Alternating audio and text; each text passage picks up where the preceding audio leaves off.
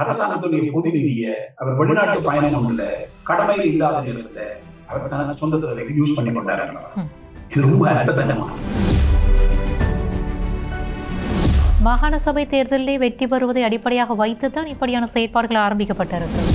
மஹிந்த ராஜபக்சேவோட மகன் தன்னுடைய கல்யாண வீட்டுக்கு பயன்படுத்தினதாக எதற்காக ரணில் விக்ரமசிங்கே குறிவைக்கப்பட்டார்?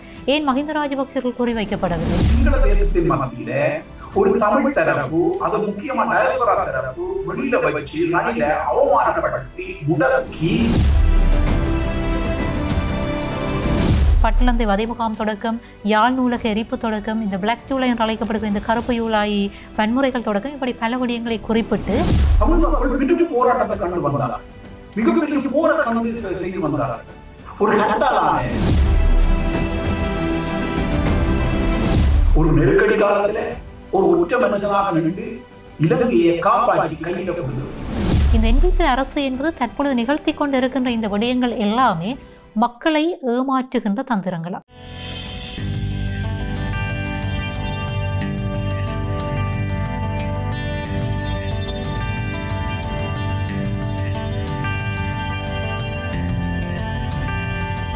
வணக்கம் உறவுகளே, மற்றும் ஒரு அகலங்கின் சிறப்பு நிகழ்ச்சியிலூடாக மீளவும் உங்கள் எல்லோரையும் சந்திப்பதிலே மகிழ்ச்சி. இந்த ஸ்ரீலங்காவினுடைய இந்த நாட்கள் பரபரப்பாக மாறியிருக்கின்ற பல்வேறு அரசியல் நிலைமைகளை கொண்டிருக்கின்ற நாட்களாக மாறியிருக்கின்றன. மிக முக்கியமாக இலங்கையினுடைய 8வது நிறைவேற்று அதிகாரம் கொண்ட ஜனாதிபதியாக விளங்கிய ரணில் விக்ரமசிங்கே கைது செய்யப்பட்டிருந்தார், விளக்கமறியலில் வைக்கப்பட்டிருந்தார். நேற்றைய தினம் அவருக்கு பெயிலும் வழங்கப்பட்டிருக்கிறது.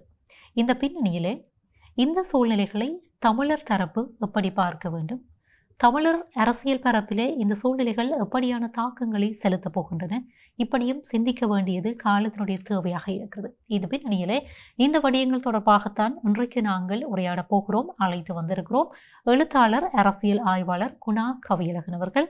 வரவேற்கலாம். வணக்கம். வணக்கம் சர்மிளா. வணக்கம். உங்களை நாங்கள் அன்போடு வரவேற்றுக் கொண்டு, ஸ்ரீலங்காவினுடைய முன்னாள் ஜனாதிபதி ரணில் விக்ரமசிங்கே கைது செய்யப்பட்டு விளக்கமறியலில் வைக்கப்பட்டு தற்பொழுது விடுவிக்கப்பட்டிருக்கிறார். இந்த விடயங்கள் இலங்கை மட்டுமன்றி சர்வதேசமெங்கும் பேசு பொருளாக மாறியிருந்த ஒரு விடயமாக மாறியிருந்தது. பல்வேறு மேற்கத்திய நாடுகளும் தங்களுடைய அந்த விழிப்புணர்வுகளை அல்லது விழிப்புகளை இந்த விடயம் தொடர்பாக செலுத்தி இருக்கிறார்கள் என்பதையும் நாங்கள் சில செய்திகளை படிக்கிற போது அறிந்து கொள்ள முடிந்தது. மிக முக்கியமாக எரிக் சோல்ஹெய்ம் ஒரு விடயத்தை குறிப்பிட்டிருந்தார். தயவு செய்து விட்டுவிடுங்கள் என்கிற ஒரு அந்த கோரிக்கையினையும் அவர் முன்வைத்திருந்தார். இப்படி இருக்கிற போது இந்த கைது என்பது இலங்கையை பொறுத்த வரைக்கும் சிங்கள பௌத்தத்தினுடைய ஒரு மேட்டுக்குடி வர்க்கமாக பார்க்கப்பட்டு வந்த ரணில் விக்ரமசிங்கே அவர்கள் கைது செய்யப்பட முடியாதவர் என்கிற ஒரு நிலைப்பாடு மக்கள் மத்தியிலே இருந்து வந்தது. அதனை உடைக்கின்ற முகமாக தற்பொழுது NPP அரசினுடைய இந்த செயற்பாடுகள் இடம்பெற்றிருக்கின்றன. இந்த விடயங்கள் சொல்லி செல்லுகிற அந்த செய்திகளை நீங்கள் எப்படி பார்க்கிறீர்கள்? இது எப்படி புரிந்து கொள்ளப்பட வேண்டிய ஒரு விடயம்? JVP ஆட்சியை பிடிச்சது ஊழலுக்கு எதிரான மக்களுடைய கோபத்தை தான் வாக்காக அறுவடை செய்துதான் JVP இந்த ஆட்சியை பிடிச்சது. இந்த ஆட்சி பிடி பண்றது JVP அரசியலை கட்டி வளர்த்ததுனால, வாக்காளர்களுடைய ஆதரவை பெருக்கினதுனால உருவாகின ஆட்சி கைப்பற்றல் அல்ல. இது ஏற்கனவே இருந்த ஆட்சியாளர்கள், மாறி மாறி வந்த ஆட்சியாளர்கள் மீது வந்த கோபம் தான். அந்த அதீதமான கோபம் பொருளாதார நெருக்கடியால இலங்கை உட்பட்டதனால வந்தது. வந்திருக்கு. அப்ப இந்த கோபம் தான் இந்த ஆட்சி கதையை ஆனா அதுக்கு எதிராக என்ன நடவடிக்கை எடுத்து ஆனா சொல்லி வந்ததுன்னா, கொள்ளையடிக்கப்பட்ட நிதி மட்டுமே இலங்கையினுடைய கடனை அடைக்கிறதுக்கும் இலங்கையை ஒரு புத்தாக்கமான ஒரு நாடாக உருவாக்குறதுக்கும் போதுமான நிதி இந்த களவுகளை திருப்பி கைப்பற்றி கண்டுபிடிச்சு வெளிநாட்டுல பதுக்கி வைக்கப்பட்ட இத்தனை சொத்துக்கள், களவாடப்பட்ட சொத்துக்களையும் அந்த நிதியையும் நாங்கள் திருப்பி கொண்டு வந்தாலே அது போதுமான இலங்கையினுடைய கடனை கட்டி இலங்கையை ஒரு புத்தளர்ச்சி பெற வைக்கிறதுக்கு போதுமானதுன்றதுதான் இந்த அவர்களுடைய வாக்குறுதி. ஆனா வரைக்கும் செய்யல. ஒரு அரசாங்கத்தினுடைய அதிகார கைக்கு வந்த பிறகு இருக்கிற எந்த ஒரு டாக்குமெண்ட்டையும் பார்க்கக்கூடிய வெள்ளனை அந்த அரசாங்கத்துக்கு இருக்கு. அப்ப ஜேவிபி ஒரு புரட்சிவாத கட்சி, ஒரு புரட்சிவாத அரசியல் நடந்ததுக்காக வந்த ஒரு கட்சியின் கையில இலங்கை சுதந்திரம் அடைந்ததிலிருந்து இன்றைய வரைக்கும் தேவையான எந்த ஒரு ஆவணத்தையும், எந்த ஒரு ரகசிய ஆவணத்தையும் பெற்றுக் கொள்ளக்கூடிய அதிகாரத்தை கையில் இருக்கு. அப்படி என்றால் அந்த அதிகாரத்தையும் அரசாங்கம் என்ற சர்வதேச ரீதியாக அவர்கள் செலுத்தக்கூடிய அதிகாரத்தையும் பயன்படுத்தி உண்மையிலேயே இலங்கையினுடைய சொத்து களவாடப்பட்டு கொண்டு போன வெளியில இன்வெஸ்ட் பண்ணப்பட்ட இந்த அரசு தலைவர்களுடைய சொத்தை திருப்பி கொண்டு வந்திருக்கலாம், கேஸ் போட்டிருக்கலாம், நடவடிக்கை எடுத்திருக்கலாம், மக்களுக்கு அமலப்படுத்தி இருக்கலாம், ஆவணங்களை வெளியிட்டு இருக்கலாம். இன்னைக்கு அவங்க கையில இருக்கு ஆவணங்கள், அத்தனை ஆவணங்களும் இருக்கு. எந்த ஒரு உங்களுடைய ஆவணத்தை கொண்டு அவர்களால் பரிசோதிக்க முடியும். ஆனா அது எதுக்கு செய்ய இதான ரணிலுக்கு மேல ஒரு குற்றச்சாட்டு வைக்கிறதா கூட ரணிலுடைய பிரதான குற்றச்சாட்டாக இருந்தது மத்திய வங்கி ஊழல், பணமுறை. அதுதான் $1 மில்லியன் பெரிய அளவுல களவாடப்பட்டதாக கடந்த ரணிலுடைய ஆட்சியில் களவாடப்பட்டதாக சொல்லப்பட்டது மத்திய வங்கி ஊழல். அப்ப மத்திய வங்கி ஊழல் மிகப்பெரிய ஊழல். ஏன் அது பேசவில்லை? ஏன் அதுக்கு எதிராக நடவடிக்கை எடுக்கல? அந்த ஆவணங்கள் அவங்க கையில் இருக்கு, அதான் இருக்கு, ஏன் நடவடிக்கை எடுக்கல? இது ஒரு நேர்மையான கட்சியாக அல்லது ஒரு நேர்மையான ஒரு நாட்டுக்கான அணுகுமுறையாக இல்லை. அப்ப என்ன செய்ய வேண்டியது? குற்றச்சாட்டு என்ன? அவர் பொது நிதியை தப்பாக பயன்படுத்தினார். அவர் வெளிநாட்டு பயணம் ஒன்றுல ஒரு பொது நிதியை தன்னுடைய சொந்த பயணங்களுக்காகவும் உபயோகித்துக் கொண்டார். ரொம்ப சில்லறத்தனமா இலங்கையில இருந்த எந்த ஒரு ஆட்சியாளரும் எங்கேயாவது 1-2 விதிகளை எங்கேயாவது இருக்குமா தெரியல, இருக்கலாம். எந்த ஒரு அரசியல்வாதியும் ஆட்சியாளர்கள் எந்த ஒரு அரசியல்வாதியும் அதிகாரத்தில் இருக்கும் போது பொது நிதியை தங்களுடைய சொந்த தேவைக்கு பயன்படுத்தாமல் இல்லை. சாதாரண மக்களுக்கு தெரியும். அரசு அதிகாரிகளை பயன்படுத்தும் போது அரசியல்வாதி பயன்படுத்த மாட்டாரா? மஹிந்த ராஜபக்சேவோட மகன் தன்னுடைய கல்யாண வீட்டுக்கு பயன்படுத்தினதா கூட ஆவணங்கள் இருக்கு. அந்த நிதியை கூட திருப்பி கட்டளை என்றது கூட ஆவணம். அப்ப அது எல்லாம் விட்டுட்டு ஒரு பயணத்துல பொது நிதியை தன்னை சொந்த தேவையை பயன்படுத்திக் கொண்டார். அந்த தருணத்துக்கு அவர் அரசு கடமையாக இல்லை என்ற ஒரு குற்றச்சாட்டு ரொம்ப சில்லறத்தனமான, அற்பத்தனமான. அப்ப இந்த அற்பத்தனத்துக்கு பின்னால ஒரு அரசியலை கட்டியமைக்கிறதுக்கு ஏன் தேவை வந்தது? ரணிலுக்கு எதிராக இந்த ஒரு நடவடிக்கையும் எடுக்க இல்லை, ஆட்சியாளர்கள் மீது எந்த ஒரு நடவடிக்கையும் எடுக்க இல்லை என்ற ஒரு குற்றச்சாட்டு கட்சிக்குள்ளே இருக்கு, கட்சியுடைய தொண்டர்கள் இருக்கு, கட்சியுடைய விசுவாசிகள் இருக்கு, கட்சிக்கு வாக்கு போட்டாங்க இருக்கு. என்னடா சொல்லி வந்தீங்களா? ஒன்றும் செய்யல. அப்ப நாங்க ஒண்ணு செய்யறோம், ஒரு நடவடிக்கை ஒன்று எடுத்திருக்கிறோம் என்று ஒரு பரபரப்பை உருவாக்குறதுக்காக ஒரு தேவை இருக்கு. இல்ல நாங்க ஒன்று செய்கிறோம், தொண்டர்களுக்கு விசுவாசிகளுக்கு பதில் சொல்றதுக்காக ஒரு தேவை இருக்கு. இப்ப நாங்க இது செய்யறோம், ஒன்றுட்டா செய்யறோம், ஒவ்வொரு விஷயமா வழியை கொண்டு வர போறோம் என்று அவர் செய்ய வேண்டிய தேவை இருக்கிறன்னா, மாகாண சபை எலெக்ஷன் ஒன்று வந்தா அந்த எலெக்ஷன்ல ஃபேஸ் பண்றது இந்த அடிப்படையில ஃபேஸ் பண்றது. இந்த கோபத்தினுடைய வாக்குகள் தான் இங்க நிற்கணும். அந்த கோபத்தினுடைய வாக்குகள் எவ்வளவு காலத்துக்கு நிற்கும்ன்றதா. அப்ப கடந்த உள்ளூராட்சி தேர்தல் பார்க்கும் போதே அதனுடைய ரெண்டுக்குள்ள வேறுபாடு உங்களுக்கு தெளிவா தெரியும். ஜனாதிபதி எலெக்ஷனுக்கும் உள்ளூராட்சி சபைக்கும் உடையான அந்த வேறுபாடு, வாக்குகளுடைய வேறுபாடு உங்களுக்கு தெளிவாக தெரியும். அப்படி என்ன மாகாண சபை தேர்தல் என்ன? அப்ப அப்படி ஒரு தேர்தலை எதிர்கொள்ளைக்கு முன்னும் இல்ல நாங்கள் ஆரம்பிச்சோம் என்று சொல்ல வேண்டிய ஒரு கட்டாயம் ஜேவிபிக்கு இருக்கு. மாகாண சபை தேர்தலில் வெற்றி பெறுவதை அடிப்படையாக வைத்துதான் இப்படியான செயற்பாடுகள் ஆரம்பிக்கப்பட்டிருக்கிறதா? அப்படி எடுத்துக்கொள்ளலாமா? நிச்சயமாக. ஒரு உள்ளூராட்சி சபை தேர்தல் நேரமும் நீங்க பார்த்துருக்கலாம். இந்த மாதிரியான சில ஆக்ஷன்கள் எடுக்கப்பட்டதை நீங்க பார்த்துருக்கலாம். உதாரணத்துக்கு ஜனாதிபதி பேச மாட்டேன், ஆனா கட்சியுடைய செயலாளர் தமிழர்களுக்கு எதிராக கடுமையான குரல்கள் முன்வைச்சதை நீங்க பார்த்துருக்கீங்க. ஜனாதிபதி பிரதமர் வேறு ஒரு தொழில பேசினார். ஆனா அந்த கட்சியினுடைய செயலாளர் அந்த கட்சியினுடைய வழிநடத்துற மென்டோராக இருக்கிறவர் தமிழர்களுக்கு எதிராக பேச வேண்டிய ஒரு கட்டாயம். அப்ப ஏன் வருது?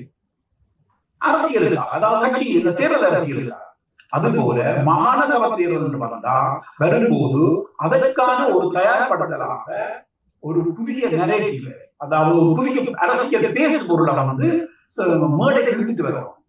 அப்ப இப்ப பேச பொருள் என்ன, ஏன் இப்ப எடுத்துட்டு இருக்கிறோம், இப்ப பேச பொருள் ரணில பேசிட்டாங்க.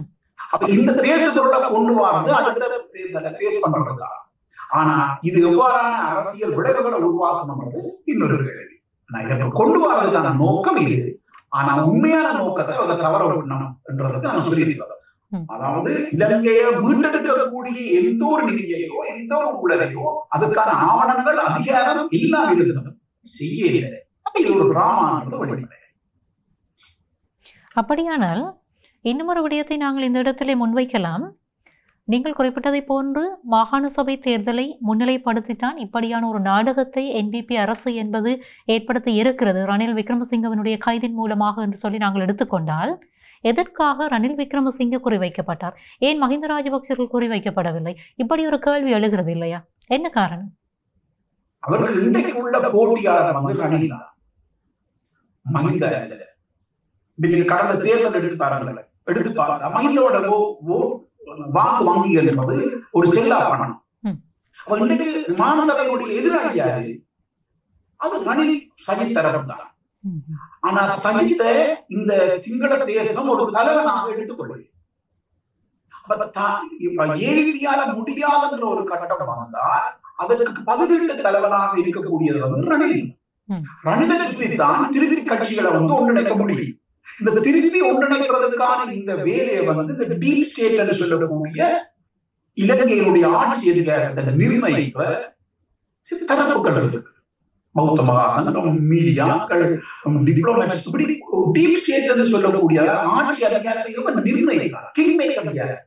King maker sir, king making organisation இது என்றதை நாங்கள் டீப் ஸ்டேட் என்று சொல்லுவோம். அப்ப இந்த டீப் ஸ்டேட் வந்து யாரை சுற்றி அடுத்த அதிகாரத்தை உருவாக்கும்னா ரணிலை சுற்றி தான் உருவாக்கும். அப்ப போட்டியாளர் யாரு? ரணில் தான். அப்ப அதனாலதான் ரணிலை குறி வச்சு இது நடக்கும். அதை நாங்க ஒன்றா செய்ய போறோம் என்ற விஷயத்தை கொண்டிருக்கோம். இதுக்கு பின்னால சில சதிகள் இருக்கிறது. எப்படியான விடயங்கள்? ரணிலை கொண்டு வந்ததுனால ஒரு விளைவு, ரணில் மீது இந்த கேஸை கொண்டு வந்ததுனால வரக்கூடிய விளைவு என்ன என்று பார்த்தா, இந்த விளைவு சிங்கள தேசத்துல ரணில் மீது ஒரு சிம்பதியை உருவாகும். இந்த சிம்பதி ரணிலுக்கான ஆதரவு வாக்குகளாக மாறும்.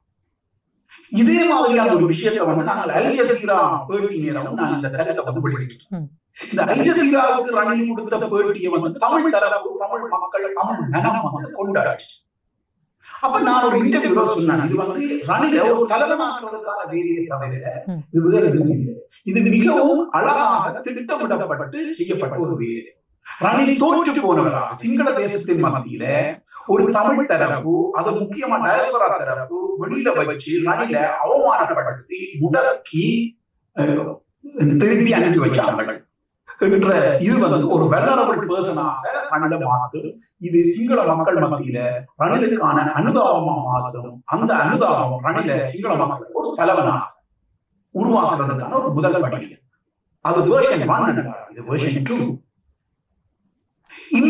இந்த மாதிரியான ஒரு விஷயத்தை முன்னெடுக்கிறதுக்கு அனுமதிக்கிறோம். ஒரு உதாரணத்துக்கு சொன்னா, மத்திய வங்கி ஊழலை கொண்டு வர்றதுக்கு அனுமதிக்காங்க. யார் அனுமதிக்காங்கன்னு சொன்னா, இந்த இலங்கை அதிகாரத்தை நிர்ணயிக்கிற வெளிநாட்டு தரப்பு அனுமதிக்காங்க. அதுபோல மஹிந்தவுக்கு எதிரான குரலை, மஹிந்தவுக்கு எதிரான ஊழலை வெளியில கொண்டு வர்றதுக்கும் வெளிநாட்டு சக்தி மிக்க நாடுகளுடைய கையில் இருக்கு, அனுமதிக்காங்க. அப்ப எப்படி ரணில ஊழலை கொண்டு வர்றதுக்கு வெளிநாட்டுங்கிற ஒரு தரப்பு அனுமதிக்காரோ, அதுபோல மஹிந்தவனுடைய ஊழலை கொண்டு வர்றதுக்கு வெளிநாட்டு ஒரு தரப்பு அனுமதிக்காரு. ஏன் அந்த தரப்புகளை அனுமதிக்க வேண்டும்? அதை மீறி செய்தால் என்ன? அதை மீறி செய்தால் இந்த நாட்டை நடத்த முடியும். நாளைக்கு பேங்க்ரப்சிக்கு போய் அப்படி ஒரு நடவடிக்கை ரணில் மீதோ மஹிந்த ராஜபக்ஷ மீதோ மெய்யான குற்றச்சாட்டு, உண்மையான ஊழல், இந்த நாட்டுடைய நிதியை மீட்டெடுக்கக்கூடிய ஒரு விஷயத்தை செய்தா நாளைக்கு அரசாங்கம் சொல்லுவாங்க, நாளைக்கு பேங்க்ரப்சி போடு, நாளைக்கு பொருளாதார இது தெரியும். அதுல கை வைக்க முடியாது. அப்ப அனுமதிக்கப்படுற விஷயத்துல கை வைக்கலாம். எங்களுக்கு ஒண்ணு தெரியும், இதுக்கு வேற அனுமதி இல்லை. அப்படி இதுக்கு அனுமதி இருக்கட்டும். ஒன்றுக்கு அனுமதி இல்லை, அதை செய்ய வேண்டியது செய்யப்படவில்லை, அதுக்கு அனுமதி இல்லை. அப்ப அனுமதி இல்லாத விஷயத்தை வேலை செய்ய முடியாது. அப்ப இது செய்ய முடியுதுன்ற அர்த்தம் இதுக்கு அனுமதி இருக்கு. இதுதான் சரி. ஏன் இந்த அனுமதி கொடுக்குறாங்க? இந்த அனுமதி ஏன் கொடுக்கப்படுதுன்னா, அல்லது ஏன் இது பாராமுகமாக இருக்குதுன்னா, ஓகே உன்னுடைய உள்கட்சி அரசியலுக்காக நீ உள்கட்சியில பதில் சொல்றதுக்காக இந்த மாதிரி விஷயத்தை செய்யணும். ஆனா மத்திய வங்கி ஊழல் விஷயத்தை நீ கைவிட முடியாது. நீ இந்த மாதிரி ஒரு விஷயத்தை கேச போட்டு உன்னுடைய கட்சி ஆதரவாளர்கள், கட்சி தொண்டர்கள், விசுவாசிகளுக்கு நீ ஒரு விஷயத்தை ஆரம்பிச்சிருக்க சொல்லுங்க என்று சொல்லி அவர்கள் பாராமுகமாகவோ மறைமுக அனுமதியோ கொடுக்கலாம். ஏன் கொடுக்கப்படுவதனால் இது ஜேவிபியை உடைச்சி ரணிலுடைய ரணில தலைவனாக்குறதுக்கான ஒரு ஆரம்ப கட்ட கருணையோட உருவாக்கிவிடும். எப்படி அல்ஜசீரா விஷயத்துல சொல்லணும், அது போலதான் இது வெர்ஷன் 2. இந்த வெர்ஷன் 2 என்ன பண்ணணும்னு சொன்னா, சிங்கள மக்கள் மத்தியில ரணிலுக்கான சிம்பதி உருவாகும். ஒரு நெருக்கடி காலத்துல ஒரு ஒற்ற மனுஷனாக நின்று இலங்கையை காப்பாற்றி கையில கொடுத்தது. அந்த காப்பாத்தி கையில கொடுத்ததைத்தான் 2 பேர் வச்சிருக்கிறோம். ரணில் இல்லையா அந்த காப்பாற்றி கையில கொடுக்கப்பட்டார். இலங்கையுடைய நிலைமை இவரையாக மாறி இருக்கிறோம் என்றதை மீண்டும் சிங்கள மக்கள் மனதை பதியவே. இப்படியான சில கருத்துக்களை எங்களுடைய தமிழ் மக்களும் தங்களுடைய சமூக வலைத்தளங்களிலே பதிவதை காணக்கூடியதாக இருக்கிறது. இது ஒரு ரியாலிட்டி தான். ஏன் இதுக்கு அனுமதிக்கப்படுது? ஒரு சயின்ஸ் இருக்குது. இது ஒரு சோசியோ சைக்கோ சொல்லுவாங்க, சமூக உலகங்கள். தனிமனித மனம் மாதிரி கூட்டு மனம் ஒன்று இருக்கு, சமூக மனம். அப்ப இது ஒரு விஞ்ஞானபூர்வமான. அப்ப இந்த விஷயத்தை செய்தால் இந்த சமூக மனம், collective mind set, socio psycho என்ன நடக்கும்னு சொன்னா, அவனுக்கு ரணிலுக்கான ஆதரவாக மாறணும்ன்றது ஒரு சயின்ஸ். அப்ப அதை எதிர்பார்த்து அனுமதிக்கப்படுது. அப்ப அதுல தமிழ் மக்கள் விதிவிலக்கு இல்லை. ஏன்னா இன்னைக்கு இந்த நாட்டை தப்ப வச்சதுக்கு ரணில் தான் என்றது தானாக வெளியே வரும். அந்த சிம்பதி ரணில் தலைவனாகும். இதுல என்ன பிரச்சனை என்றால், இதுவரைக்கும் ரணில் தமிழ் வாக்குகளில் டிபெண்ட் பண்ணித்தான் இவருடைய அதிகமான வாக்கு வேட்டம் இருக்க வேண்டி இருந்தது. ஆனா அதுதான் அவருடைய தோல்விக்கான அடிப்படை காரணமாக இருந்தது. ஆனால் சிங்கள மக்களுடைய வாக்குகளிலேயே நம்பி மஹிந்த ராஜபக்ஷ போல சிங்கள மக்களுடைய வாக்குகளையே நம்பி ஒரு தலைவனை உருவாக்குறதுக்கான ஒரு புதிய வழிமுறைகளை இதை நாம் கொள்ளலாம். அப்ப தமிழ் வாக்குகள் என்ன ஆகும்? தமிழ் வாக்குகள் அந்த கட்டத்துல என்ன ஆகும்னா, ரணில வழி இல்லை போடுவோமே என்ற அளவுக்கு போயிருக்கும். தமிழ் மக்களுக்காக குரல் கொடுக்க தேவையில்லை. ஆனா சிங்கள மக்கள் ரணிலை ஏற்றுக்கொள்ளக்கூடிய ஒரு சூழல் உருவாக்கப்படுது. அதனாலதான் இது அனுமதிக்கப்பட்டது நான் சொல்றேன். இந்த நேரத்தில் இப்படியான விடயங்கள் நீங்கள் குறிப்பிட்டதை போன்று தமிழ் மக்களும் வேறு வழியின்றி ரணில் விக்ரமசிங்கவை ஒரு தலைவராக நாங்கள் வாக்களிப்போம் என்கிற ஒரு நிலைமைக்கு தள்ளப்படுவார்களாக இருந்தால், இந்த சூழ்நிலைகள் தமிழர்களுடைய நீண்டகால ஒரு எதிர்பார்ப்பு அல்லது ஒரு போராட்டமாக மாறி இருக்கக்கூடிய இந்த சர்வதேச நீதி விசாரணை அல்லது தமிழ் மக்களுக்கான ஒரு நீதி பொறிமுறை வேண்டி இருக்கக்கூடிய இந்த பயணத்திலே இந்த கைதுகள், இப்படியான இந்த ஒழுங்கமைத்தல்கள் ஏதாவது தாக்கங்களை செலுத்துமா? கண்டிப்பா காணாமல் எப்படி அதையெல்லாம் காணாமல் போகும். அதாவது சிங்கள வாக்குகள்ல வெற்றி பெற ஒருவர் தமிழ் மக்களுக்கு பொறுப்பு சொல்ல தேவையில்லாத ஒருவராக உருவாங்க. அதாவது பாகை இல்லாமல் போகும். என்ன அவர் அடிப்படையில உருவாகிறது சிங்கள மக்களுடைய வாக்கு. இரண்டாவது, தமிழ் மக்களுக்கு இந்த வாக்குறுதியும் கொடுக்காம, அதாவது தேர்தல் விஞ்ஞாபனம், அந்த தேர்தல் விஞ்ஞாபனத்திலேயோ ஒரு வாக்குறுதிகளை கொடுக்காமலேயே அவர் ஜனாதிபதியாக அல்லது ஆட்சியை கைப்பற்றுவார் அல்லது அவருடைய கட்சி கைப்பற்றது, அவருடைய வழிகாட்டல் கட்சி கைப்பற்றுகிறார். அப்படி ஒரு சூழல் வேண்டுமென்றா பொறுப்பு சொல்ல வேண்டிய அவசியம் இல்லை. தமிழ் மக்களுக்கு, அதாவது ஒரு உதாரணம் சொன்னா, தேர்தல் என்றது எக்ரிமெண்ட். நான் வந்தா இது பண்ணுவேன் என்று மக்களுடனான ஒரு எக்ரிமெண்ட் போடுறதா, அது ஒரு எழுதா சட்டம். அப்ப மக்கள் அதை நம்பி வாக்க முடியும். அத அதிகாரத்தை பிடிச்சதை நிறைவேற்றும் பண்றது. ஆனா இந்த எக்ரிமெண்ட்ல ஒரு இனிஷியலா அடிப்படை, ஜனநாயக அடிப்படை ஒரு எக்ரிமெண்ட். நான் வந்தா இது பண்ணுவேன், அதுக்காக நீங்க வாக்கு போடணும் என்றதான் இந்த எக்ரிமெண்ட். என்ன மறைமுகமான ஒரு எக்ரிமெண்ட். இந்த ஒரு எக்ரிமெண்ட்டுக்கே போக தேவையில்லை. தமிழ் மக்கள் போக வேண்டிய அவசியம் இருக்கா? இந்த பொருளாதார சிக்கல் மட்டுமே போகும். அப்படி போனா இந்த தமிழ் மக்களுக்கான நீதி விசாரணை அல்லது இந்த ஜெனோசைட் விஷயம் காணாமல். இப்படி இருக்கிற போது இன்றைக்கு ரணில் விக்ரமசிங்க அவர்களுக்கு வந்து பிணை கிடைத்த பிற்பாடு ஐக்கிய தேசிய கட்சியினுடைய பிரதி தலைவர் ருவான் விஜயவர்தன வந்து ஒரு விடயத்தை குறிப்பிட்டிருக்கிறார். மக்களுக்கு நன்றி தெரிவித்திருக்கிறார்.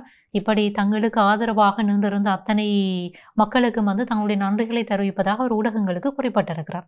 இந்த பின்னணியிலே இந்த கைது, அதற்கு பிற்பாடு இவருக்கு கொடுக்கப்பட்டிருக்கிற இந்த பெயில் என்பது குற்றமிழைத்த ஒரு தலைவர் இந்த நாட்டிலே முறையாக தண்டிக்கப்பட முடியாது என்கிற ஒரு எடுகோலை மக்கள் மத்தியிலே விதைக்கிறதா, அல்லது இது வந்து நாங்கள் ஏற்கனவே ஹிருணிகா பிரேமச்சந்திர குறிப்பிட்டதை போன்று இந்த நாட்டிலே மஹிந்த ராஜபக்ஷ போன்ற மிகப்பெரியவர்கள் கைது செய்யப்பட மாட்டார்கள், அதாவது மிகப்பெரிய ஊழல்களை செய்தவர்கள் கைது செய்யப்பட மாட்டார்கள் என்கிற ஒரு நம்பிக்கையை அடுத்து வருகின்ற அரசியல் தரப்புகளுக்கு கொடுக்குமா?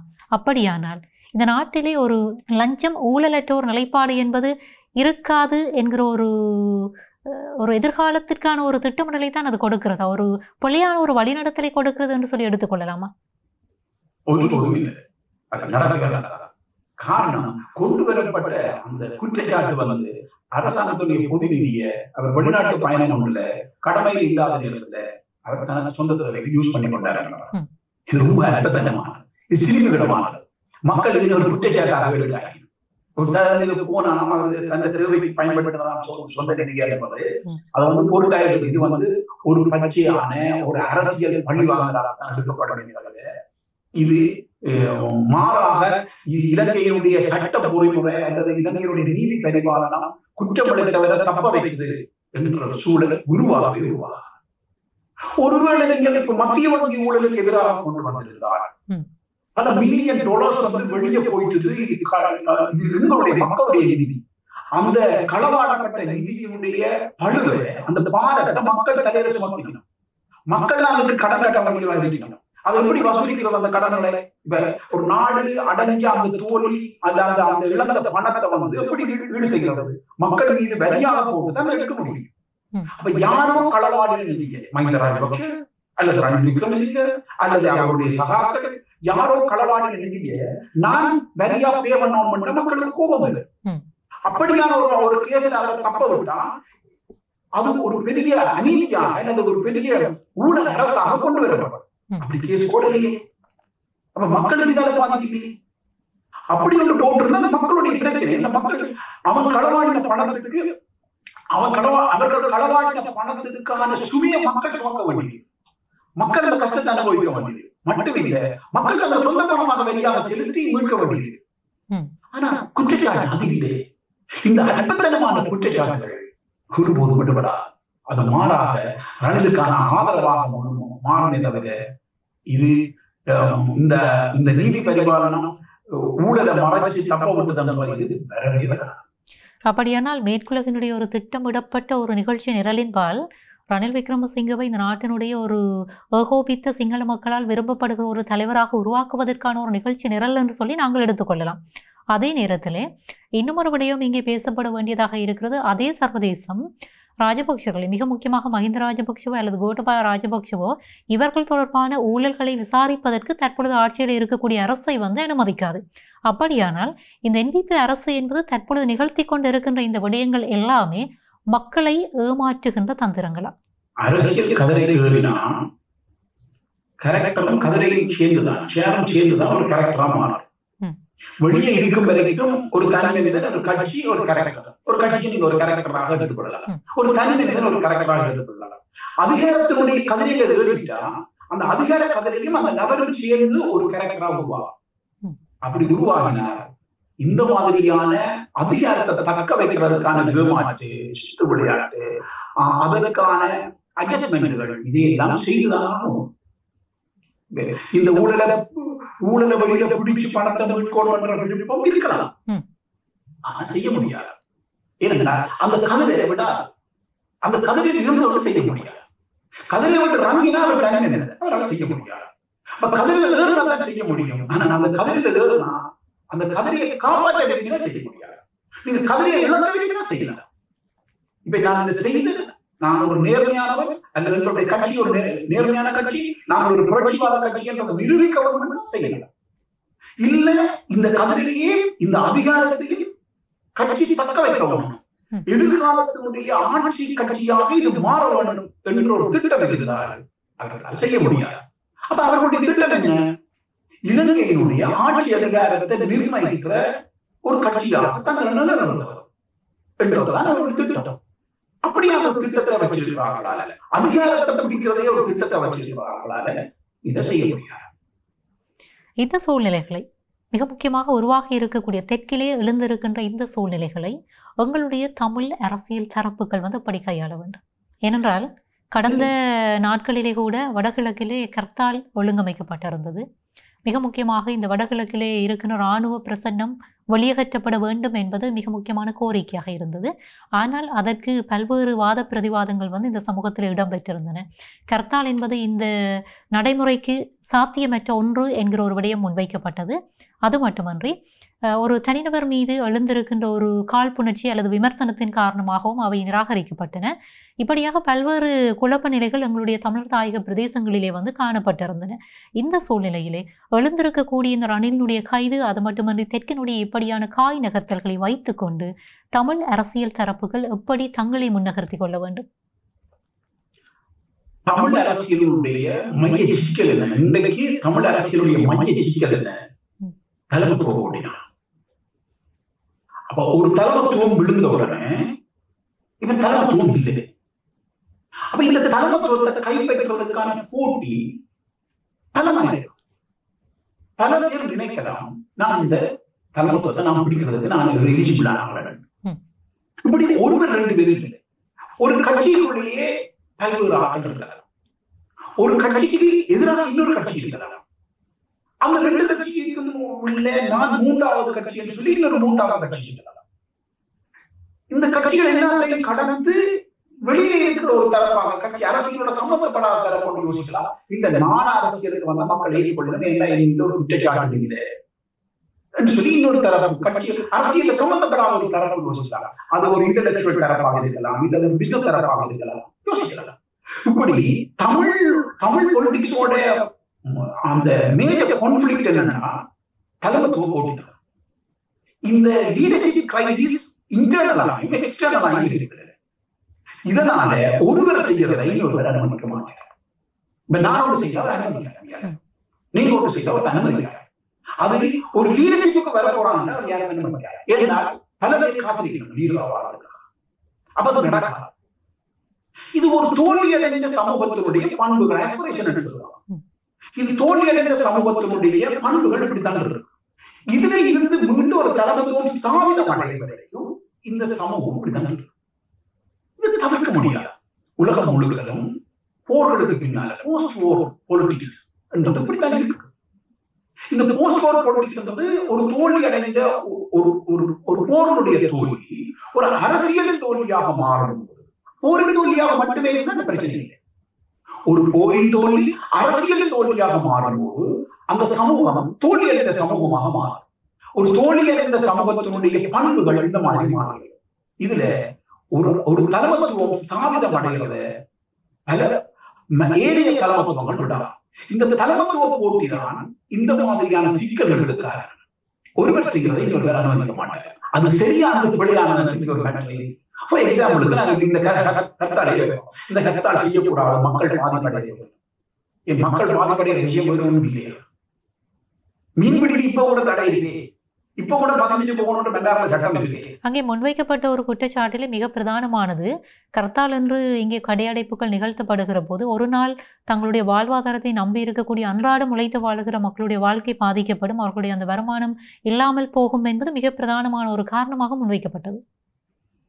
அதான் சொல்றேன். இப்ப உதாரணத்துக்கு இப்ப இன்றைக்கும் மீன்பிடியில சில சட்டங்கள் இருக்காங்க. அதாவது எழுதா சட்டமாக ராணுவம் அமல்படுத்துற சட்டம் இருக்குது. ஏரிய பகுதிகளில் இன்னமும் இருக்குன்னு சொல்றோம். அப்ப அதனால ஏற்படுற பாதிப்பு எத்தனை ஆயிரம் மக்களுடைய தொழில் பாதிக்கப்படுது. அந்த தொழில் பாதிக்கப்படுறதுனால எவ்வளவு பொருளாதார இழப்பு வடக்கு கிழக்கு இருக்குது. அந்த பொருளாதார இழப்பு மட்டும் இல்ல, அந்த மீன்கள் வராதனால எவ்வளவு புரோட்டீன் பாதிக்கப்படுது. அதாவது வடக்குல மேஜராக புரோட்டீன்ல தங்கி இருக்கிறது கடல் உணவு. ஆனா அந்த கடல் உணவுடைய விலையை ஏற்றால அந்த புரோட்டீனை அடைய முடியும். இதால போசாக்கின்ற பிரச்சனை பல பிரச்சனைகள் வரும். இப்ப ஒரு உதாரணம் சொல்றோம். இந்த மாதிரியான பாதிப்புகளுக்கு பேசுறது இல்லை. இப்ப விவசாய கடன் சொன்னா நான் அறிஞ்ச விஷயம். ஒரு விவசாய கடன் சொன்னா ஒரு கேரட்டுக்கு, பீட்ரூட்டுக்கு, கோவாக்கு இந்த மாதிரியான விஷயத்துக்கு கொடுக்கப்படுற விவசாய கடன் பயிர்களாக பிரிக்கப்படும். அது குறைகள் இல்லை, சாமி இல்லை, எழுதி இல்லை என்ற படங்கள் இருக்கப்படுறது. அப்ப இதை ஏதாவது பேசணுமா? இல்லை. அப்ப இங்க நான் சொன்னது போல பச்சையாக வழங்கக்கூடிய ஒரு விவகாரம் கையில் எடுக்கப்படுறதுக்கும் தன்னுடைய தலைமத்துவத்தை நிறுவுறதுக்கு காரணமாயிருக்கு. அது தவறுன்னு சொல்லி எதிர்க்கிறதுக்கும் தங்களுடைய தலைமத்துவ போட்டிய நிறுவுறதுக்கு காரணமாயிருக்கு. இங்க மக்களுடைய பிரச்சனையை வச்சு பேசி இல்லை யாரும். ஆனா மக்களை யோசிக்கலாம். ஒரு விவகாரம் கையில் எடுக்கப்படுறதுனால் அந்த விவகாரம் கையில் எடுக்கப்படுறது மக்களுக்கு நல்லதா கூடும், நன்மையா கூடாதுன்றதான் நீங்க காணணும். அது நன்மை என்ன மக்கள் ஆதரவு இல்ல கூடாதுதான் அவர்களுக்கு தேவையில்லை. அப்ப ஒரு விவகாரம் உதாரணத்துக்கு ராணுவ பிரசனம் வடக்கிலிருந்து வெளியேற்றப்பட வேண்டும் என்றது 40 வருஷ கோரிக்கை, 40 வருஷ கோரிக்கை தொடர்ச்சியான கோரிக்கை. அப்ப இந்த கோரிக்கையை தவறு சொல்ல முடியாது. இந்த கோரிக்கைக்காகத்தான் மொத்த போராட்டமே நடந்தது. இந்த கோரிக்கைக்காக அந்த கோரிக்கையை தவறு சொல்ல முடியாது. ஆனா அந்த கோரிக்கை ஏன் விடுகிறது தலைமத்துவத்துக்கான தேவை. அதை விட பயங்கரமானது அதை எதிர்க்கிறதுக்கான காரணம் இருக்கு. அது நிச்சயமாக தலைமத்துவ போட்டி. அப்ப இந்த தலைமத்துவ போட்டியினுடைய நான் சொன்னேன் தமிழ் பொலிட்டிக்ஸோடைய மேஜர் கான்ஃபிளிக்ட் வந்து தீர்க்க முடியாத கான்ஃபிளிக்ட். இதான் தோல்வியுடைய சமூகமாக தொடர்ந்து இருக்கிறதுக்கான காரணமாயும் அது இருக்கு. அந்த காரணத்தை வலுப்படுத்துறது போலதான் இந்த எதிர்ப்பு வந்து இருக்குது. அப்ப நாங்கள் அதாவது சமூக கருத்துருவாக்கிகள், சமூகத்தினுடைய அமைப்புகள், சமூக அமைப்புகள் பார்க்க வேண்டிய கணக்கு என்னன்னா ஒரு விவகாரம் கையில் எடுக்கப்படுறதுக்கு ஒரு அரசியல்வாதிக்கு காரணம் இருக்கலாம். ஆனா அது மக்களுக்கு நன்மையா இல்லையாதான் எங்களோட காரணம் இருக்கும். அதை எதிர்க்கிறதுக்கு கண்டிப்பாக மற்ற அரசியல்வாதிக்கு 100% காரணம் இருக்கும். அதை எதிர்க்கிற கருத்தை நாங்கள் எடுக்கணுமா இல்லையா எங்களுக்கு நன்மையா கூடாது. அதுல நேர்மை இருக்கா இல்லையா. ஆனால் அந்த நீங்கள் குறிப்பிடுவதை போன்று தலைமைத்துவ போட்டி என்பதுதான் இதற்கு பின்னே இருக்கக்கூடிய காரணம் என்பது தெளிவாக புரிகிறது. அதே நேரத்திலே அந்த தலைமைத்துவ போட்டிக்காக எழுந்து நிற்கக்கூடிய ஒரு தலைவர் அவருடைய அந்த செயற்பாடுகளை அடிப்படையாக வைத்து மக்கள் தீர்மானித்துக் கொள்வார்கள் இல்லையா? நாங்கள் நேரடியாக விடயத்தை உரையாடினால் இந்த கர்த்தால் ஒழுங்கமைக்கப்பட்டிருந்த போது இந்த கர்த்தாலை ஒழுங்கமைத்திருந்த தமிழரசு கட்சி சார்பாக திரு சுமந்திரன் அவர்கள் அவருடைய அந்த இராணுவ பிரசன்னம் இங்கே வடகிழக்கில் இருக்கக்கூடாது என்கிற அவருடைய அந்த கருத்து என்பது அவர் தன்னுடைய பொது வாழ்விலே பயன்படுத்துகின்ற ஒரு விடயமா என்கிற ஒரு கேள்வியை வந்து மக்கள் கேட்டிருந்தார்கள். இந்த ஒரு விடயத்தை நீங்கள் எப்படி பார்க்கிறீர்கள்? இல்ல, ஒரு பாதுகாப்புக்காக கண்டிச்சிருக்கிறார் என்றது ஒரு குற்றச்சாட்டாக முன்வைக்கப்பட்டுள்ளது. பாதுகாப்புக்காக ஆள் வச்சிருக்க கூடாதுன்றது அவருடைய தனிப்பட்ட நிலைப்பாடு. அவர் துறக்க வேண்டும். இல்ல, எனக்கு மக்கள் மத்தியில நான் போறதுக்கு என்ன பாதுகாப்பு என்று ஒரு தலைவர் சொல்றது முக்கியம். என்னுடைய மக்களுக்குள்ள நான் போறதுக்கு எனக்கு பாதுகாப்பு தேவையில்லை என்று ஒருத்தன் சொன்னா அவன் அப்பவே தலைவன் ஆகிட்டார். ஆனா இந்த எழுதா விதியாக ஒரு கரிஷ்மாவை உருவாக்குறதுக்காக எல்லா தலைவர்களும் செய்யணும். எந்த எம்பியில வீட்டுக்கு முன்னால போலீஸ் இல்லை. யாராவது இப்ப எதிர்த்து குற்றச்சாட்டு வைக்கிற ஆக்கள் எதிர்த்து குற்றச்சாட்டு வைக்கிறோம். அந்த எதிர்த்து குற்றச்சாட்டு வைக்கிற ஆக்கள் ஒரு எம்பியாக இருக்கிற பட்சத்துல அவற்றை வீட்டுக்கு முன்னால அவருடைய வாகனத்துல போலீஸ் இல்லையா? இதுக்குதானே வீட்டுக்கு முன்னால ஒரு போலீஸ்மேன் தோக்க வச்சுக்கிறாங்க. இது என்ன காரணம்? சிங்கள அரசாங்கத்தை எதிர்த்து கொண்டு, சிங்கள அதிகாரத்தை எதிர்த்து கொண்டு, சிங்கள போலீஸ் எஸ்டாபிளிஷ்மென்ட்டை எதிர்த்து கொண்டு வீட்டுக்கு முன்னால போலீஸ் வச்சிருக்காங்க. போலீஸ் இதெல்லாம் ஒரு கரிஷ்மாவை உருவாக, ஒரு கவர்ச்சியை உருவாகிறது. சோ அதை அவர்கள் கைவிடணும்ன்றது அது வேற விஷயம். அது ஒரு தலைவன் என்னுடைய மக்கள்கிட்ட போறதுக்கு எனக்கு பாதுகாப்பு தேவையில்லை என்று சொன்னா அவன் பெரிய ஆள். ஆனால் அதை ஒரு குற்றச்சாட்டாக எதிர்க்கிறவர்கள் வைக்கக்கூடாது. ஏன்னா இது 40 வருஷ கோரிக்கை.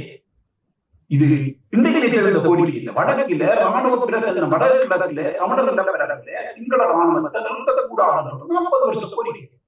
அந்த 40 வருஷ கோரிக்கையா தான் நாம் இதை பார்க்கணுமே, தனிமனித கோரிக்கையாக இதை பார்க்கக்கூடாது.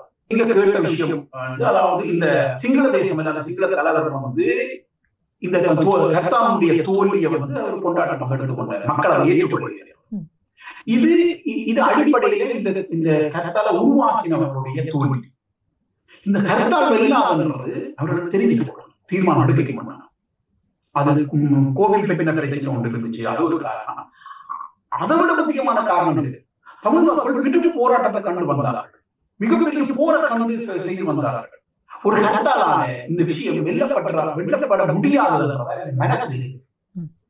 அப்ப 40 வருஷமாக பெரும் போரை செய்து சிங்கள தேசத்துக்கு எதிராக தங்களுடைய சொத்தை, தங்களுடைய உயிரை, தங்களுடைய ரத்தத்தை இழந்து போராடிய மக்களுக்கு தெரியும் இந்த கட்டாலான. ஒரு வெற்றியடைய முடியாத ஒரு போராட்டத்துக்கு அழைப்பு கொடுக்கிறதுல தீர்மானம் தவறு. இரண்டாவது, இது தோல்வியடை பண்றதுக்கு இன்னொரு காரணம், ஒருவர் ஒரு கட்சி வந்து இந்த தீர்மானத்தை எடுக்கிறது அவருக்கு தெரியணும், இந்த போட்டி கட்சிகள் கண்டிப்பாக இதை அனுமதிக்கிறார். ஒவ்வொரு போட்டி கட்சிக்கும் இன்ஃபுளுன்ஸ் ஓட்ஸ் இருக்கு, அவர்களுக்கு தொண்டர்கள் இருக்கிறார், அவர்களுக்கு விசுவாசிகள் இருக்கிறார். அப்ப அவ்வளவு பேரும் இதை ஏற்றுக்கொள்ளாங்க. அப்ப இது இங்க இருந்த ஒரு போராட்ட அரசியல் இல்லை, அதற்கு காலம் முடிஞ்சு. இதுக்கு ஒரு வாக்கு அரசியல் நடக்கும், கட்சி அரசியல் நடக்கும். கட்சி அரசியல் என்று வந்தா எல்லா மக்கள் கட்சி ஆதரவாளர்களாக, கட்சிக்கு விசுவாசமானவர்களாக, கட்சி ஆதரவாளர்கள் ஒரு கட்சி தீர்மானம் எடுக்கும் போது, ஒரு தலைவர் தீர்மானம் எடுக்கும் போது மற்ற கட்சி மற்ற தலைவர்கள் அதை ஒப்புக்கொள்ளாங்க. அப்ப எப்படியோ இந்த ரேஷியோ அடிப்படையில இது இத்தனை வீதம் தோல்வி அடையும் என்றது அந்த தலைவருக்கு தெரிஞ்சிருக்கும், அந்த கட்சிக்கு தெரிஞ்சிருக்கும். இது அவர்களுக்கு தீர்மானத்தினுடைய கோளாறு. ஒரு வெல்லப்பட முடியாத ஒரு போராட்டத்துக்காக அழைப்பு கொடுக்க கூடாது, அது அவர்களுடைய ஆளுமை போராட்டம். இப்படி இருக்க அந்த கர்த்தால் அதன் பின் எழுந்திருக்கக்கூடிய அந்த விமர்சனங்களை வைத்து பார்க்கிறப்போ தற்பொழுது ஆட்சியில் இருக்கக்கூடிய NPP அரசு என்பது சில சாதகமான கருத்துக்களை வெளிப்படுத்தி இருந்தது.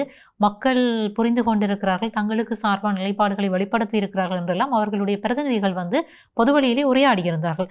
இந்த பின்னணியிலே நாங்கள் இறுதியாக அதாவது யாழ்ப்பாணத்திற்கு வருகை தந்திருந்த அமைச்சர் விமல் ரத்நாயக்க ஒரு விடயத்தை குறிப்பிட்டிருந்தார்.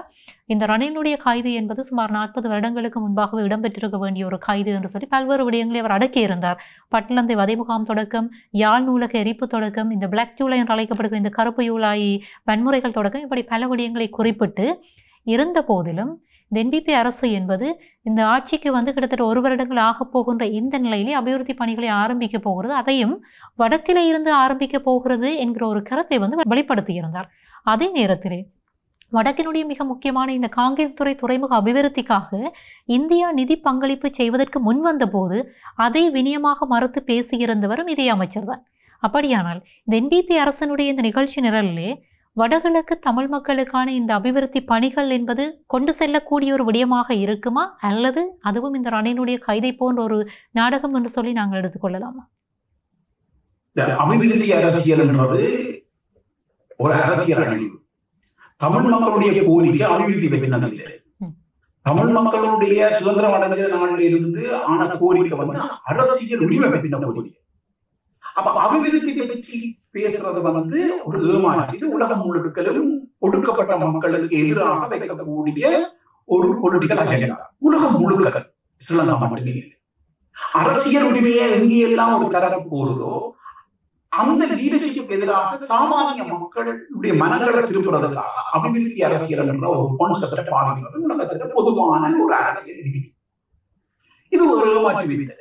ஆனால் மக்கள் உரிமைகளை கோருகிற போது அவர்களுக்கு அந்த அபிவிருத்தி சார்ந்த செயற்பாடுகளும் தேவையில்லையா? ஏனென்றால் வாழ்வதற்கான வழிகளை ஏற்படுத்த வேண்டும் என்கிற ஒரு நிலைப்பாடு இருக்கிறது இல்லையா? இது எப்படி நாங்கள் புரிந்து கொள்ள வேண்டும்? கண்டிப்பா. ஆனா அபிவிருத்தியை வந்து உருவாக்கியது, உதாரணத்துக்கு வடக்கு கிழக்குல ஃபாரின் கரன்சி ஜெனரேட் பண்றோமா ஒரு பொருளாதார திட்டம் நிறுவப்படக்கூடாதுன்றது ஸ்டேபிளான ஸ்ரீலங்கன் பாலிசி. நீங்க வடக்கு கிழக்கு தமிழ் மக்கள் வாழுகின்ற பகுதியில தமிழ் மக்கள் ஃபாரின் கரன்சி ஜெனரேட் பண்ற மாதிரியான ஒரு திட்டத்தை போடக்கூடாது. டூரிசம் பெறாது. அது போல பெரிய இண்டஸ்ட்ரி வடக்கு கிழக்கு உருவாகாது. தமிழ் டயஸ்பரா கூட வடக்கு கிழக்குல வெளிநாட்டுக்கு ஏற்றுமதி செய்யக்கூடிய ஒரு பாரிய திட்டத்தை நிறுவ முடியும். இது ஸ்ரீலங்காவுடைய ஸ்டேபிளான பாலிசி. அது இருந்தால் தமிழ் மக்கள் அரசியலில் ஒரு நிர்ணயமான சக்தியாக வளருகிறது. இலங்கையுடைய அந்நிய செலாவணியை தீர்மானிக்கிறதுல ஒரு பங்கா, ஒரு சின்ன பங்கு தமிழ் மக்கள்கிட்ட இருந்தாலே அதை மூடினா இலங்கையுடைய பொருளாதாரம் சடாரம். அதனால அதை உருவாக்க கூடாது ஸ்டேபிளான பாலிசி. அப்ப இது இந்த பாலிசியை வச்சு கொண்டு அபிவிருத்தியை பற்றி பேசுறது என்ன சுத்தமானது? இன்னொரு உதாரணத்துக்கு ஒரு துறைமுகம் மயிலி துறைமுகத்தை அபிவிருத்தி செய்யணும்னு சொல்லி அந்த துறைமுகம் பல கோடி செலவு 1000 கோடி செலவு உருவாக்கப்படும். இன்னைக்கு அதுல இருக்கிற ஆழ்கடல் மீன்பிடியில வடக்கு சேர்ந்த அல்லது யாழ்ப்பாணத்தை சேர்ந்த இல்ல வடக்கு கிழக்கை சேர்ந்த தமிழர்களுடைய மீன்பிடி கப்பல் படகு பெரிய பாரிய படகு வந்து ஆழ்கடல் மீன்பிடி எத்தனை நினைக்குது 100க்கு 1 நிற்கிறதாக நான் அறிகிறேன். 100க்கு 1 நிற்கிறதாக அறிகிறேன். அப்ப இங்க மயிலிய துறைமுக அபிவிருத்தி வைக்கிறது. அப்ப இந்த அபிவிருத்தி என்றது ஒரு சொல்லாடல், ஒரு அரசியல் சொல்லாடல் உண்மை. ஏன்னா அங்க சேவடான பொலிசி இருக்கு. வடக்கு கிழக்குடைய பொருளாதாரம் தெற்கில டிபெண்டாக இருக்கணும். ஸ்ரீலங்காவுடைய பியூரோக்ரசியோட பொலிசி அல்ல. ஸ்ரீலங்காவுடைய பியூரோக்ரசி அந்த பொலிசியை தத்தெடுத்தது காரணம் ஸ்ரீலங்காவுடைய டீப் ஸ்டேட் அதை பொலிட்டிஷியனுக்கு கையளிச்ச பொலிசி அல்ல. இதை நோக்கித்தான் எங்களுடைய கவனம் இருக்கணும். அப்ப அபிவிருத்தி என்ற அந்த சொல்லாடலுக்கு நாங்கள் அழிஞ்சு போயிட கூடாது. இப்படி பல்வேறு விடயங்கள் நாங்கள் உரையாடி கொண்டிருக்கிற போது வருகின்ற வாரத்தில் ஜனாதிபதி வடக்கிற்கு வருவதாகவும் இங்கே ஒரு கிரிக்கெட் மைதானம் அமைப்பதற்கான அந்த அடிக்கலை நாட்டுவதற்கு அதற்கான அந்த கால்கோள்களை செய்வதற்காக ஜனாதிபதி இங்கே வருவதான அந்த அறிவித்தல்களையும் காண முடிகிறது. இப்படியான ஒரு சூழ்நிலையிலே நீங்கள் பொருத்தமான ஒரு விளக்கத்தை கொடுத்திருக்கிறீர்கள். நாங்கள் தொடர்ச்சியாக உரையாடலாம். ஆனால் நேரத்தையும் கருத்திலே கொண்டு நிகழ்ச்சியை நிறைவு செய்து கொள்ள வேண்டிய ஒரு தேவையும் இருக்கிறது. மிக்க நன்றி. இணைய வழியினூடாக இணைந்து கொண்டு இன்றைக்கு பல்வேறு கருத்துக்களை உறவுகளுக்காக பகிர்ந்து கொண்டமைக்கு நன்றி. நன்றி.